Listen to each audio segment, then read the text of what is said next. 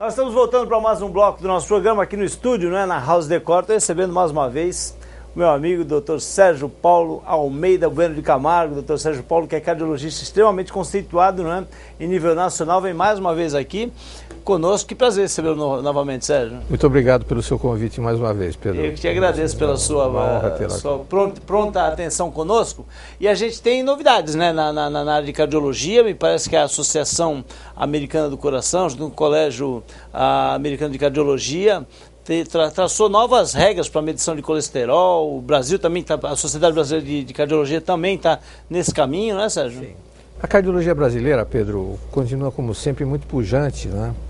Em estreita parceria com o American College. Sim. Quer dizer, hoje são entidades co-irmãs, né? E o que ocorre é que o cardiologista, Pedro, ele trabalha com dois fatos na sua atividade diária. Primeiro, a ausência de cura. Nós não curamos ninguém. Nós reduzimos riscos. Segundo, nós atuamos como morte como primeiro evento. Então essas duas situações fazem com que o cardiologista seja efetivamente um especialista inquieto. Inquieto porque se hoje os estudos propiciam a ele uma redução de risco cardiovascular da ordem de 70% a 80%, ele quer 81%, ele quer 82%. Ele quer chegar ao 100%. Exatamente, nós queremos chegar ao 100%. Aí a importância cada vez maior da frequência do cidadão, seja ele um cidadão que tenha hábitos de risco ou não, mas da frequência dele ao cardiologista. Porque se você afirmou que o cardiologista não cura ninguém, a pessoa tem que chegar lá sem estar doente. Sim, exatamente. A prevenção segue sendo a atuação mais efetiva, a mais barata e a com melhor resultado. Né? As novidades, eu costumo brincar, as novidades são que não há novidades. A novidade é que essas velhas e antigas regras são mais importantes que nós aquilatávamos.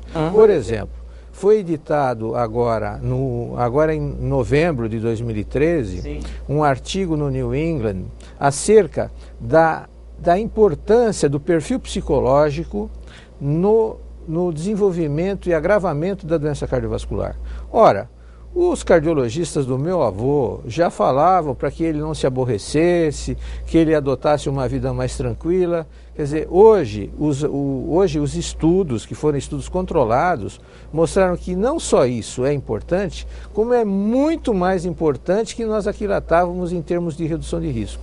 Então a novidade é que as antigas verdades, elas se tornam cada vez mais importantes com os estudos que são publicados. A Associação Americana e as sociedades internacionais adotavam regras muito rígidas acerca de valores de pressão arterial, acerca de valores de colesterol, independente de grupo étnico, idade, etc. E hoje os estudos mostraram que não, nós devemos individualizar esses valores.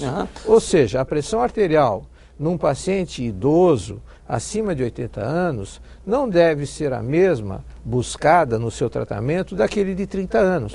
É o óbvio. Essa é uma das alterações, né? Me parece que vai ser admissível uma pressão arterial que antes era 14/9, né, o recomendável. Sim. Agora vai ser admissível a partir dos 60 anos 15/9. De certa maneira, eu reajo um pouco à questão de tabelas e de valores quando nós atuamos em valores de normalidade biológica. Quando nós estabelecemos um valor de normal, o colesterol normal é 200. Onde se chegou a esse valor normal? É uma distribuição gaussiana. Uma população de 7 bilhões de pessoas no mundo, né? É uma curva de Gauss. Nós vamos ter que a norma daquela curva se situa naquela faixa em torno de 150 a 230. É uma referência, né? Isso. Então o médico, ele não pode perder nunca a questão da análise matemática e do seu conhecimento estatístico. É como, por exemplo, a necessidade, que isso também já me parece que foi cientificamente aceito e comprovado, que algumas pessoas têm uma necessidade de horas de sono maior, não é? Em toda a sua vida, e outras pessoas têm um repouso de tempo menor, mas que acaba também trazendo a ela aquela a situação normal de atividade, tem muito isso também, não tem, Sérgio? Pedro, aquele paciente que está à nossa frente é uno. Não existe ninguém igual a ele. Não né? existe ninguém igual a ele, com características ímpares.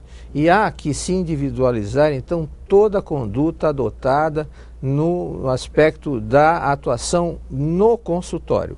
Obviamente, nós devemos distinguir aqui a atuação do médico a nível de saúde pública, né? Quando nós falamos o que é a saúde pública, nós estamos falando para uma massa, e quando a nossa atuação está se dirigindo àquele paciente que está sentado à nossa frente. Quando aquele paciente que está sentado à nossa frente, nós temos que avaliar todas esse conjunto de fatores, para que para aquele paciente nós consigamos aplicar as diretrizes que estão a nos orientar. Agora, Sérgio, a individualização do atendimento, que não é essa tendência que você está comentando, cada vez mais frequente, cada vez mais bem aceita, né, pelo universo médico e de profissionais de saúde, ela é variável, como você está falando. Agora, a questão das causas, essas são invariáveis. A gente sempre falou sobre o hábito do tabagismo, e olha, nós estamos chegando aí próximos do Dia Internacional da Mulher, né, agora em março. É uma má notícia para as mulheres. As mulheres vêm fumando cada vez mais, né? Me parece que no Brasil já algo em torno de 10 milhões de mulheres são fumantes, né? Ao passo em que o homem parece que vem reduzindo, né, Sérgio? Sem dúvida. Tem alguma razão para essa... Olha, não conseguimos explicação. O número de novos fumantes é cerca de 3 vezes maior nas mulheres jovens. E um aspecto muito preocupante, são mulheres que estão iniciando o uso de anticonceptivo oral. E a associação de anticonceptivo oral e hábito de fumar, ela implica num aumento de risco cardiovascular muito grande. Então nós temos uma inversão. Os jovens, os rapazes, estão deixando de fumar. E as mulheres estão começando a fumar. O cigarro no organismo feminino, ele é simplesmente devastador. Devastador. Inclusive foi feita uma pesquisa, né, foi feita uma pesquisa, se não me engano, na Bélgica, e essa pesquisa coletou dados de 600 mil patos, ou seja, bastante significativa, né, e constatou que o hábito de fumar, ele provoca muitas vezes nascimento precoce da criança, né, Sérgio? Olha, as alterações são terríveis. O diâmetro cefálico das crianças nascidas de mães fumantes é menor. O diâmetro do coeficiente intelectual dessas crianças é menor. O peso é menor. Ou seja, a gestante fumante, ela é uma condição gravíssima, gravíssima. Antigamente, Sérgio, e quando eu falo antigamente, não faz tanto tempo assim, você ouvia com muita raridade, surgiu até uma brincadeira, falar, esse apressado nasceu de 7 meses, né? Era muito raro esse parto precoce, né? Prematuro. E hoje em dia me parece que é tão mais comum acontecer isso. Por quê, Sérgio? Veja, é mais comum porque a assistência pré-natal, hoje a nossa assistência pré-natal melhorou muito, né? Então a questão anteriormente do parto prematuro se cercava de grande preocupação na questão do peso do nasciturno, né? Hoje nós temos a atenção, as nossas UTIs neonatais, elas propiciam uma atenção ao parto que permite que essas crianças nasçam de uma maneira muito segura. E segundo, às vezes... Então naquela época se evitava? Se evitava porque a questão de sobrevida dessa criança era relacionada ao peso. Entendi. Então esperava. E hoje não, hoje nós não temos essa preocupação. Pelo contrário, quando os obstetras identificam alguma condição de risco a essa criança, esse parto pode ser muitas vezes antecipado para salvar a criança. Exatamente. Então, é também uma outra curva que eu ia até realizar a pergunta, mas o Sérgio já explicou antecipadamente. Antigamente nós víamos as crianças nascendo com 4 quilos, 4,5 kg, 5 quilos, né? Hoje em dia 2,5 kg, 3 quilos, 3,5 kg são considerados normais, né? Nós temos, e como ao contrário do que você falou, né? Uma criança nascida acima de 4 quilos, a mãe tem uma grande tendência a ser portadora de diabetes latente, né? Agora, deixa eu te falar, nós estamos gravando aqui no Dia Mundial de Combate ao Câncer, né? E o Sérgio estava comentando comigo, primeiro, você falou sobre saúde pública, eu ouvi agora há pouco, vindo para cá, uma entrevista de uma diretora do Instituto de Oncologia de São Paulo, dizendo que a saúde pública tem oferecido boas condições para o tratamento do câncer, né? E aí eu queria saber na cardiologia, como é que você avalia hoje a oferta de serviços nessa área? Eu acho que a área de oncologia, junto com a da neurologia, é a área dentro da medicina que mais avanço nós vamos observar nos próximos 10 anos. E esse avanço está chegando à população? A oncologia do Brasil, realmente, o Instituto do Câncer da Universidade de São Paulo, o Hospital AC Camargo, são referências mundiais. E nós ficamos muito felizes em, ao visitar essas instituições, vermos que nessa área nosso país continua atuando com medicina de ponta. Agora, Sérgio, voltando à questão lá das novas diretrizes da cardiologia, há algumas pessoas que comentam, inclusive profissionais do segmento, que dizem o seguinte, que hoje tem uma referência e essa referência vai baixar, ou seja, o maior número de pessoas, antes uma pessoa que tinha um cálculo aí pelas diretrizes antigas, com 20% de risco de ter uma doença cardiovascular, elas recebiam medicamento, né? E me parece que essa diretriz mudou para 7,5%. Dizem que é um lobby da indústria farmacêutica. O que o Sérgio acha a respeito disso? Não, ao contrário, viu, Pedro? A indústria farmacêutica até ela reagiu, assim, com críticas a essas diretrizes, porque não, as diretrizes, ao contrário, deram uma maior elasticidade de tolerância ao médico da introdução do medicamento.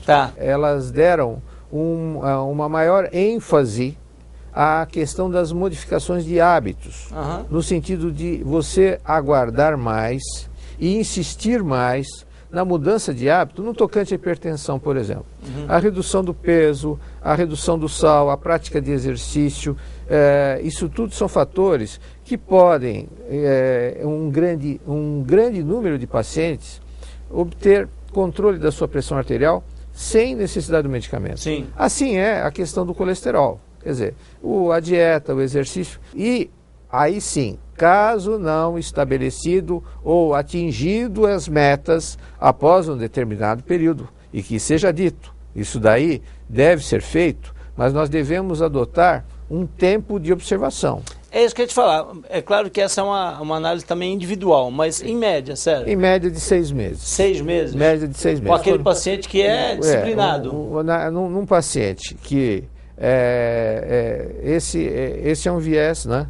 Nós devemos aguardar, muitas vezes, 6 meses para a introdução do medicamento. Por quê? Primeiro, que no momento que nós nos decidamos pela introdução do medicamento, nós damos uma sentença. O senhor vai tomar esse remédio o resto da sua vida. Porque depois não consegue... Não vai mudar. Não, a decisão nós necessitamos desse remédio para que o senhor se mantenha numa faixa de risco cardiovascular. Segura. Então, o senhor vai tomar esse remédio durante a vida toda. Só para terminar, eu já falei sobre hoje seu dia mundial de combate ao câncer. Nós tivemos aí, recentemente, um exemplo muito claro de um cantor famoso, Netinho da Bahia, não é? Que me parece estava com praticamente falência múltipla dos órgãos, não é? Ele teve vários tipos de complicação e acabou sobrevivendo, está voltando à atividade profissional. Vai de encontro àquilo que você falou, né? De não temer a palavra câncer, de não ter perda de expectativa, né? De estar sempre... Isso corrobora muito, Sérgio, para que o paciente muitas vezes surpreenda na recuperação? Sem dúvida. Ainda o diagnóstico de câncer, realmente, na vida de qualquer pessoa, é um diagnóstico de impacto, né? Mas hoje o câncer perdeu aquela conotação de uma sentença de morte. Já, graças a Deus, já há muito tempo. Primeiro aspecto. Segundo aspecto, hoje os recursos que nós temos para tratá-los são recursos imensos. Terceiro, diagnóstico precoce. Essa é a palavra, né? Nós precisamos ter métodos de diagnóstico precoce. E isso também que envolve a doença cardiovascular, né, nós só temos através da visita ao médico, né? Porque através da visita ao médico é que esse paciente terá o seu diagnóstico feito de uma maneira precoce, e quanto mais precoce, melhor o resultado do seu tratamento. Nós terminamos esse bate-papo aqui com o Dr. Sérgio. Muito obrigado mais uma vez, Dr. Sérgio. Muito obrigado, Pedro, pelo seu convite. Muito bom o seu convite. Muito obrigado. E o nosso programa vai fazer um intervalo bem rapidinho, são só 2 minutinhos, e nós voltamos, não sai daí.